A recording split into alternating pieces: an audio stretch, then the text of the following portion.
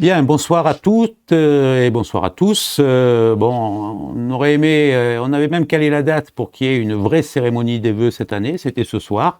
Normalement, on pensait qu'on pourrait le faire comme d'habitude, c'est-à-dire dans la salle des fêtes avec le discours de maire qu'il faut supporter pour pouvoir après gagner un moment de convivialité autour d'un verre. Bon, c'est encore pas possible cette année. On va dire comme l'an passé qu'on souhaite très fort que ce soit possible l'année prochaine et que tout ça, pour les prochains vœux, ne soit plus qu'un mauvais souvenir.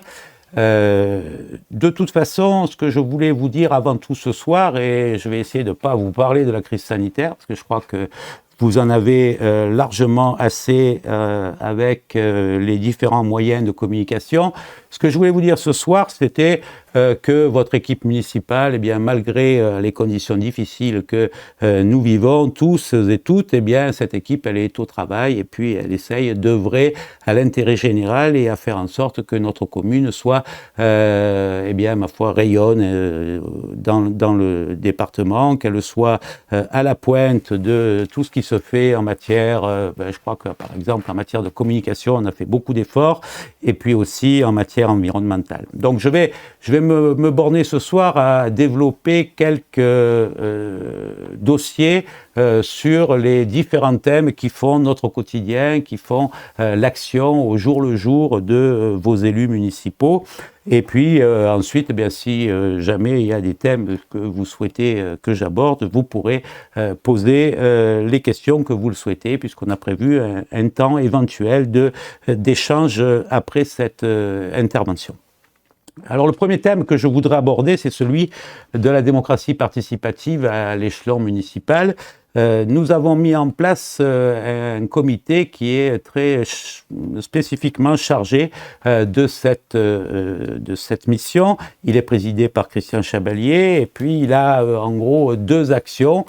Premièrement, l'observation de ce qui se passe au niveau communal et particulièrement au niveau municipal en termes de démocratie, d'éthique et puis de participation citoyenne aux différents dossiers, mais aussi à nous proposer, s'ils le souhaitent, des améliorations dans notre fonctionnement quotidien et à long terme. Cette dynamique d'ailleurs, elle a été enclenchée, cette dynamique de démocratie participative, elle a été enclenchée avec la révision du PLU. C'est un dossier, vous le savez, important et qui se prêtait particulièrement bien à faire en sorte que les différents thèmes soient concertés avec des citoyens qui souhaitaient s'associer à la dynamique. Donc nous l'avons fait, vous avez vu qu'il y a dans les différentes gazettes, nos différents moyens de communication, nous avons mis en place des secteurs de concertation. Il y en a 4 qui ont été divisés sur la commune et puis ces personnes ont commencé à travailler avec nous autour du thème du PLU. Et puis, le deuxième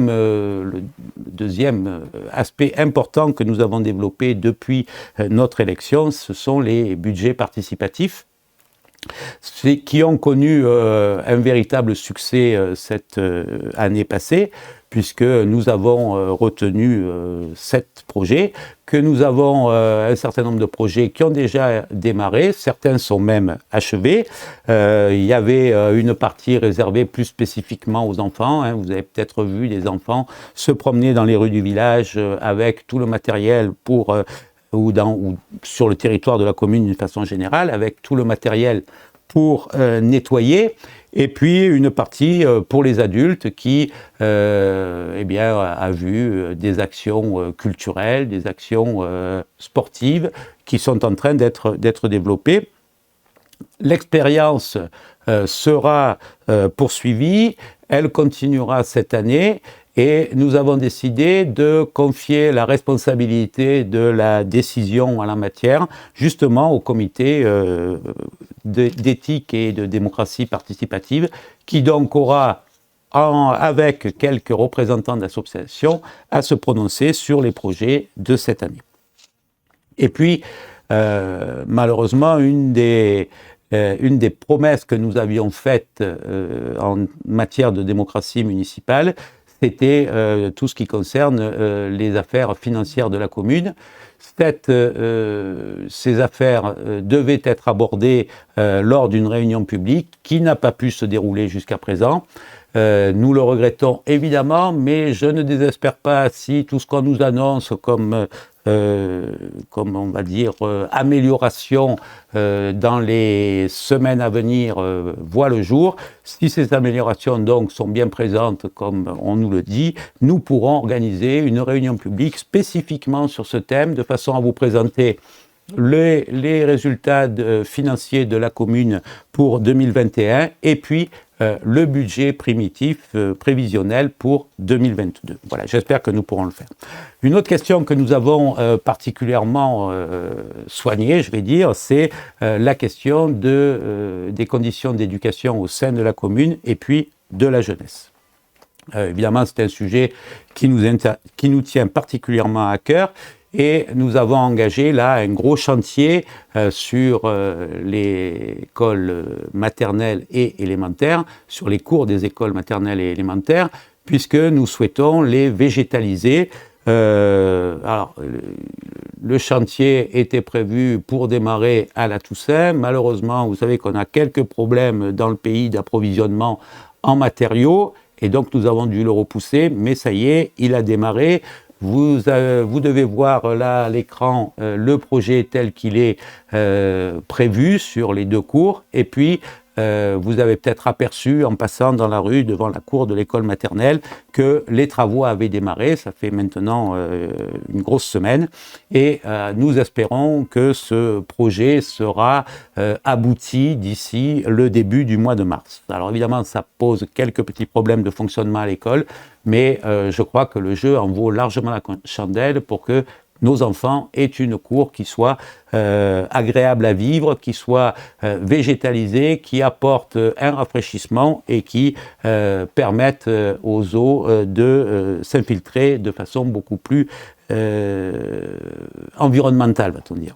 Voilà. Et puis le deuxième point qu'on a eu à traiter sur les budgets participatifs, c'est l'opération GRAF. Alors là, il s'agissait d'aller au-devant d'une population de jeunes que nous avons parfois un peu du mal à raccrocher à la vie municipale. Je veux parler des ados.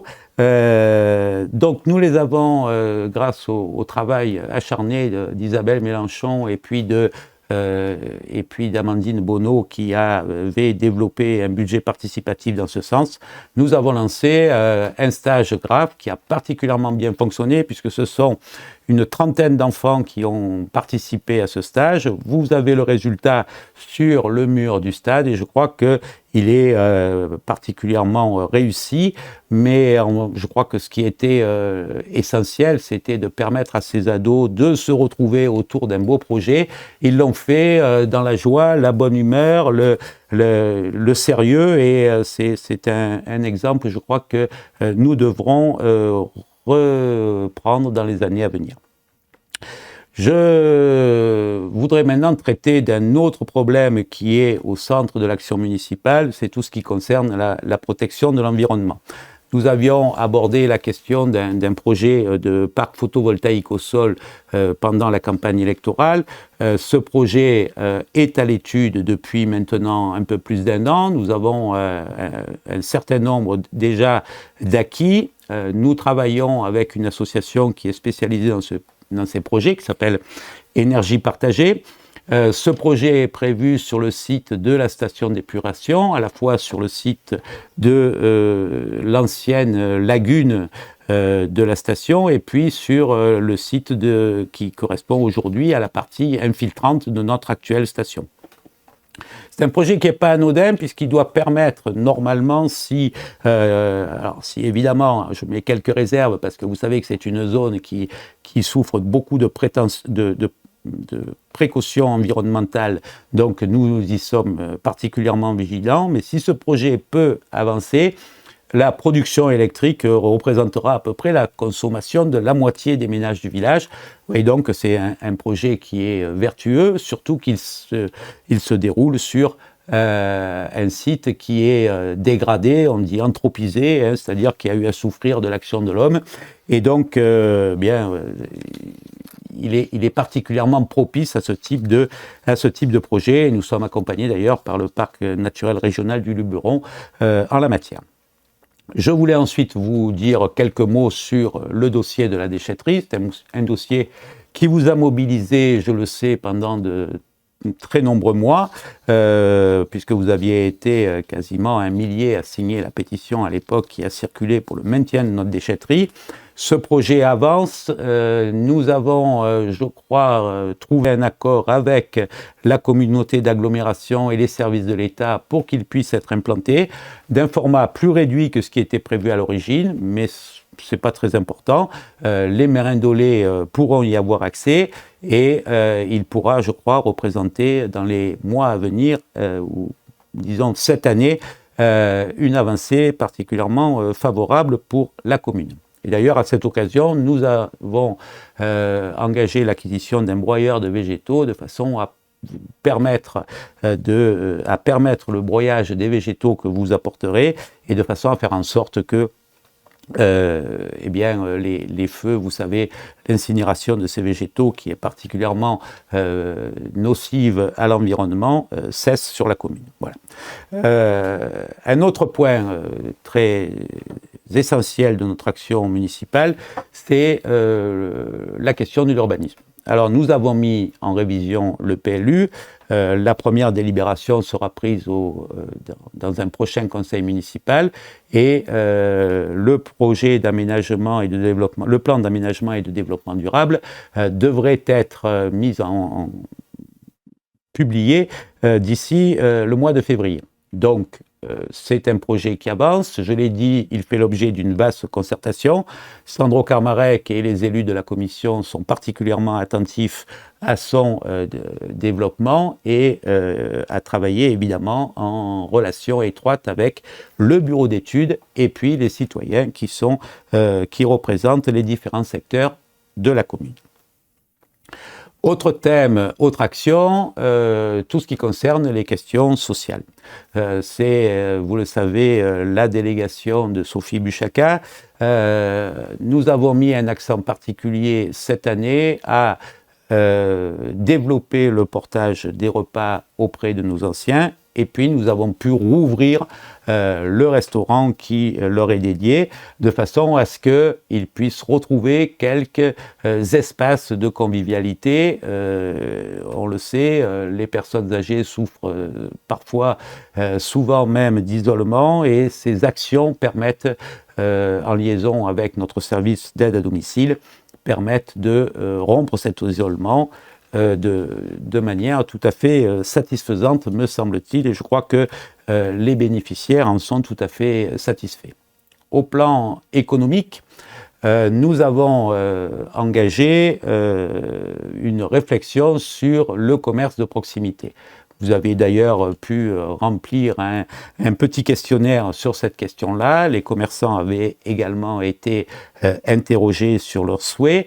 Et nous réfléchissons aujourd'hui avec les commerçants et puis bientôt avec vous lors d'une réunion publique également à un projet qui permettrait à la fois la relocalisation de nos commerces sur un espace qui pourrait être la salle des fêtes, de façon à, vous savez, permettre un parking plus aisé pour nos commerces, et puis de façon également à dynamiser le commerce sur la commune et donc à essayer d'attirer de nouveaux commerçants pour à la fois satisfaire la demande de la population, bien sûr, mais aussi pour créer ce lien social que représente souvent le commerce, pas le créer d'ailleurs, le maintenir et le pérenniser, ce lien social que représente le commerce de proximité de façon extrêmement importante. Autre sujet qui nous a particulièrement accaparé, si j'ose dire, c'est tout ce qui concerne les services techniques et puis l'entretien du patrimoine communal et municipal. Alors, nous avons renforcé nos équipes et puis nous avons renforcé leurs équipements. Vous avez pu voir dans les rues de la commune se promener un glouton, cet aspirateur qui permet d'avoir un nettoyage de nos rues sujet qui vous tient particulièrement à cœur, je le sais, un nettoyage de nos rues qui soit à la fois plus efficace et qui soit aussi beaucoup plus rapide. Donc cet appareil est désormais en activité et je crois qu'il remplit parfaitement bien son rôle. D'ailleurs, les services techniques ont vu leur matériel être soit rénové, soit approfondi dans les mois passés, de façon à les rendre beaucoup plus efficaces. Nous avons engagé de lourds travaux de débroussaillement, nous avons engagé une réhabilitation de la voirie et puis une réhabilitation des bâtiments communaux qui en avaient besoin. Je pense notamment à l'école qui avait un sacré besoin d'un coup de peinture pour le moins. Pour ce qui concerne les travaux à venir, avec Bernard Chappé, je le disais, nous travaillons sur le chemin du Bonpuits. C'est lui qui devrait faire l'objet de nos attentions dans les mois à venir, à la fois parce qu'il représente disons, un péril pour la commune en termes d'écoulements pluviaux, et puis aussi parce qu'il est dans un état le revêtement est dans un état assez catastrophique. Donc, ce chemin devrait être refait. Je suis toujours prudent parce que les entreprises, vous le savez, connaissent des difficultés d'approvisionnement, mais nous allons lancer bientôt le marché et je pense que nous avons demandé des subventions sur ces opérations et puis je crois que nous allons pouvoir engager les travaux assez rapidement. Le dernier thème que j'aborderai, c'est tout ce qui a concerné notre action culturelle et puis la vie associative au cours de ces 18 mois de mandat. Je veux tout d'abord ici remercier très sincèrement et très officiellement l'ensemble des bénévoles qui se dévouent dans nos associations. Elles sont nombreuses, elles sont actives, elles sont efficaces et inventives pour satisfaire les besoins vos besoins en matière culturelle, sportive et de relations sociales. Donc, je veux vraiment leur dire un grand merci. Je sais que c'est toujours très compliqué et difficile dans la situation que nous vivons de faire des projets, de prévoir des actions, sachant qu'on ne sait jamais si, quand on les prévoit pour le mois de mars, au mois de janvier, et au mois de mars, on ne sera pas finalement contraint à les annuler pour telle ou telle raison sanitaire. En tout cas, l'an passé, nous avons réussi à maintenir un assez grand nombre d'activités culturelles avec les représentations de la Garance, qui est d'ailleurs une émanation une responsabilité qu'a accepté de prendre Mirandol Culture, ce dont je les remercie particulièrement. La Garance, vous savez, c'est la scène nationale qui a joué 2 fois déjà au cours de l'année 2021 et qui évidemment a prévu de nouveaux spectacles pour 2022. Et puis, donc, Mirandol Culture, le foyer rural, je ne les citerai pas tous, Mirandol en fait, toutes ces associations ont eu à la fois des actions au long cours tout au long de l'année pour vous offrir des activités, mais aussi des actions ponctuelles. Je retiendrai les 2 dernières, puisque c'est celles qui ont marqué les festivités de Noël. Le concert de Noël, organisé par Mirandol Culture, et le marché de Noël, qui s'est déroulé dans des conditions difficiles, puisque la météo, pour le moins, n'était guère clémente, mais malgré tout, qui a connu un joli succès. Et je crois que là encore, il faut remercier tous les bénévoles et puis tous les exposants qui se sont déplacés malgré ces conditions difficiles. Pour terminer cette brève intervention, je voudrais adresser un grand merci à l'ensemble du personnel de la commune et à l'ensemble des élus municipaux qui n'ont pas compté ni leur temps ni leur énergie tout au long de cette période de 18 mois. Dans des conditions difficiles, le personnel a toujours su faire face. C'était pas toujours gagné. Aujourd'hui, nous avons été contraints de fermer le centre de loisirs 24 heures, mais nous avons trouvé les moyens de le rouvrir dès demain grâce au volontarisme de notre personnel. Que je veux particulièrement remercier. Il fonctionnera certes à effectif réduit puisque nous avons malheureusement de nombreux cas positifs au sein du personnel du centre, mais il fonctionnera et j'espère vous apportera satisfaction. Pour terminer, je vais faire ce pourquoi cette intervention était prévue, c'est-à-dire vous souhaiter une très bonne année 2022. Je vous souhaite à tous et à toutes beaucoup de réussite dans vos projets, que ce soit au plan familial ou au plan professionnel ou au plan personnel. Je souhaite évidemment qu'on en finisse avec cette pandémie et que 2022 nous conserve toutes et tous en bonne santé. Alors, vous savez que 2022, c'est pour notre pays une période importante. J'espère qu'elle sera, que cette période électorale qui s'ouvre verra un débat fructueux au sein de notre pays, où l'intérêt général sera au centre des préoccupations de tous les candidats.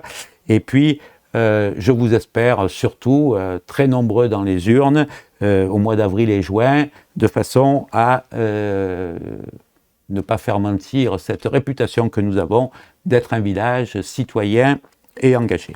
Voilà, bonne année, bonne santé à toutes et à tous, et puis si il y en a, mais je n'en vois pas pour l'instant à l'écran, voilà, s'il n'y a pas de questions, c'est le cas, je demande à... S'il n'y a pas de questions, c'est soit que j'ai été très complet, soit que vous avez déserté Facebook, mais dans les deux cas, je vous souhaite une excellente soirée et vous dis à très bientôt, j'espère, dans des conditions un peu plus conviviales qu'un écran d'ordinateur. Merci à tous pour votre attention et à bientôt, j'espère.